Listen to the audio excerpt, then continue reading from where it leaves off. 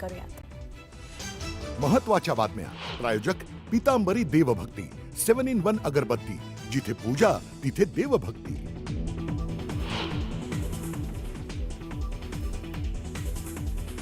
भंडारा जिल्ह्याचे अचानक बदलले पालकमंत्री, सावकारेंना काढून पंकज भोयर बनले नवीन पालकमंत्री। सावकारेंना बुलढाण्याचा सहपालकमंत्री बनवल्याची माहिती। आश्वासनानंतर अखेर सदाभाऊ खोत यांचं ठिय्या आंदोलन मागे, सीएम कार्यालयातील अधिकाऱ्यांकडून बैठकीचं आश्वासन। बोगस गोशाळा, कथित गोरक्षकांवर कारवाईबाबत सुरू होतं आंदोलन।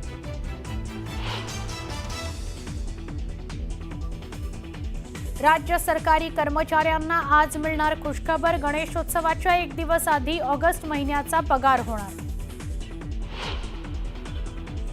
प्रांजल खेवलकर प्रकरणात रोहिणी खडसेंच्या अडचणी वाढू शकतात, पुरावे नष्ट केल्याच्या आरोपावरून रोहिणी खडसेंविरोधात गुन्हा दाखल होण्याची चिन्ह।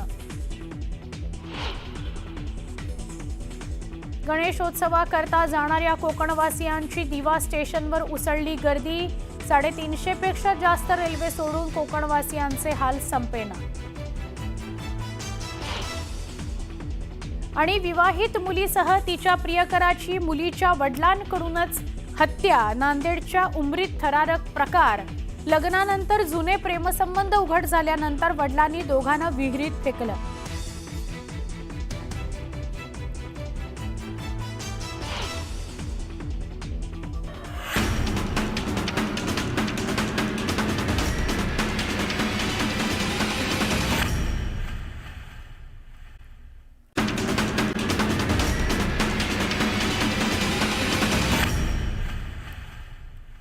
बुलेटिनमध्ये स्वागत। आता सुपरफास्ट बातम्या। मुंबई नांदेड वंदे भारत या बहुप्रतीक्षित एक्सप्रेसला अखेर मुहूर्त मिळालेला आहे। आज मुख्यमंत्री देवेंद्र फडणवीस हे व्हिडिओ कॉन्फरन्सिंगद्वारे या ट्रेनला हिरवा झेंडा दाखवणार आहेत। त्यानंतर 28 ऑगस्टपासून ही वंदे भारत ट्रेन आठवड्यातून 6 दिवस नियमितपणे धावणार आहे। मुंबई जालना वंदे भारत एक्सप्रेसचा नांदेडपर्यंत विस्तार करण्यात आलेला आहे। राज्य शासनाने गणेशोत्सवामुळे शासकीय कर्मचाऱ्यांचं वेतन 26 ऑगस्ट पूर्वी करण्याचे आदेश दिलेत। त्याचवेळी इतर मागास बहुजन कल्याण विभागांतर्गत विमुक्त जाती, भटक्या जमाती, विद्यार्थ्यांसाठीच्या आश्रमशाळेतील शिक्षक व शिक्षकेतर कर्मचाऱ्यांचे जुलैलाच वेतन अदा केले नसल्याची धक्कादायक माहिती समोर येते। राज्यातील 975 आश्रमशाळांमधील तब्बल 14,000 अधिक कर्मचारी जुलैच्या वेतनापासून वंचित असल्याचा दावा प्रहार शिक्षक संघटनेनं केलेला आहे। बदलत्या तंत्रज्ञानाचा आणि कृत्रिम बुद्धिमत्तेचा उपयोग पुणे पोलिसांकडून यंदा पुरेपूर केला जाणार आहे। गणेशोत्सवादरम्यान गर्दीचे व्यवस्थापन हे वेगवेगळ्या AI साधनांच्या मदतीने केलं जाणार आहे। राज्यातील अंशतः अनुदानित शाळांवरील 52,276 शिक्षक शिक्षकेतर कर्मचाऱ्यांकरता 1 ऑगस्टपासून टप्पा अनुदान मंजूर करण्यात आलंय। 2024-25च्या संचमान्यतेनुसार पटसंख्या आणि शिक्षक शिक्षकेतर कर्मचाऱ्यांची पदं ग्राह्य धरली जाणार आहेत। पटसंख्या कमी झाल्यास पदं कमी करण्यात येणार आहेत, ते अधिकार शिक्षण संचालकांना असणार आहेत।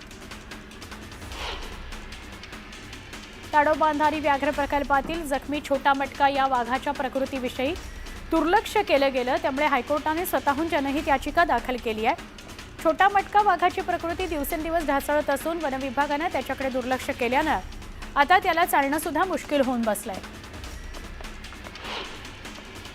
उद्यापासून सुरू होणाऱ्या गणेशोत्सवाकरता नागपूर पोलीस सज्ज आहेत। सुरक्षेच्या दृष्टीने 5,000 पोलीस तैनात आहेत। सायबर पोलीस, ड्रोन, CCTVच्या माध्यमातून पोलिसांचं गणेशोत्सवावर लक्ष असणार आहे।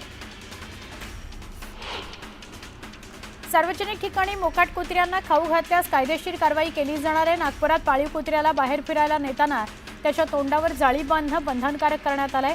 नागपूर पोलीस आयुक्त डॉ. रवींद्र सिंगल यांनी या संदर्भात अधिसूचना जारी केली।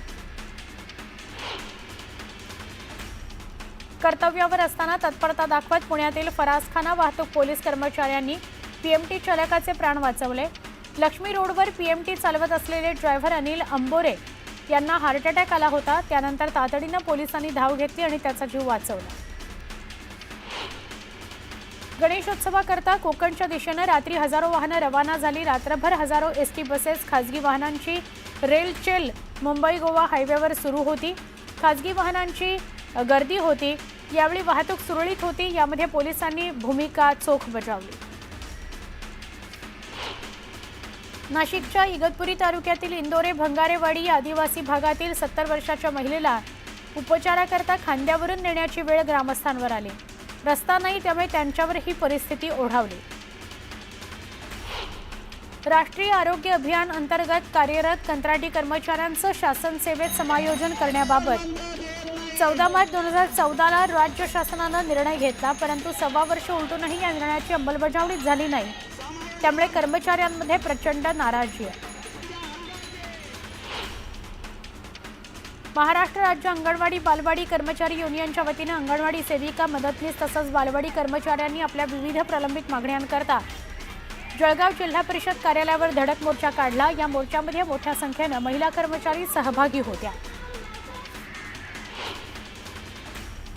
राष्ट्रीय आरोग्य अभियानाअंतर्गत कंत्राटी पद्धतीने काम करणाऱ्या कर्मचाऱ्यांनी आपल्या विविध मागण्यांकरता जळगाव जिल्हा परिषदेसमोर बेमुदत आंदोलनाला सुरुवात केली। विविध प्रलंबित मागण्यांकरता कर्मचारी आक्रमक झाले। मराठा आरक्षणाकरता मनोज जरांगे चलो मुंबईचा नारा देताना दिसतात।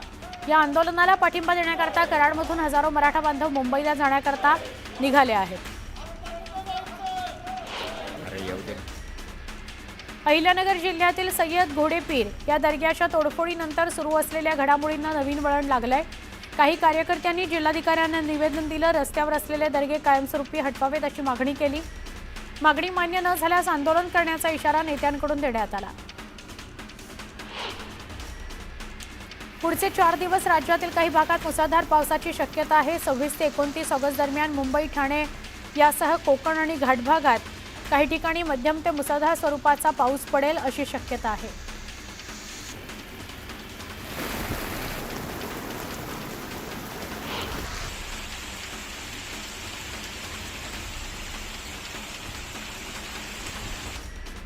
सातारा जिल्ह्याच्या पश्चिम भागात पावसाला पुन्हा सुरुवात झाली आहे। धरण पाणलोट क्षेत्रात चांगली हजेरी पावसानं लावली आहे, त्यामुळे धरणात आवक पाण्याची वाढू लागली आहे। कोयना धरण साठ्यातील 101 टीएमसी वर तो साठा गेलेला आहे। कोयनाचे दरवाजे 1 वरून 2 फुटांपर्यंत उघडावे लागलेत आणि पाण्याचा विसर्ग सुरू करावा लागला।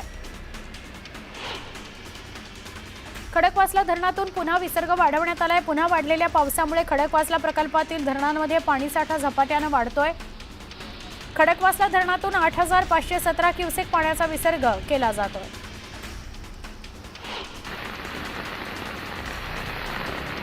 भुसावळमध्ये अचानक आलेल्या पावसामुळे नागरिकांची तारांबळ उडाली। रस्त्यावरील फळं, भाजीपाला विक्रेते हरितालिकेचं पूजा साहित्य घेऊन विक्री करता आलेल्यांची दाणादाण उडाली।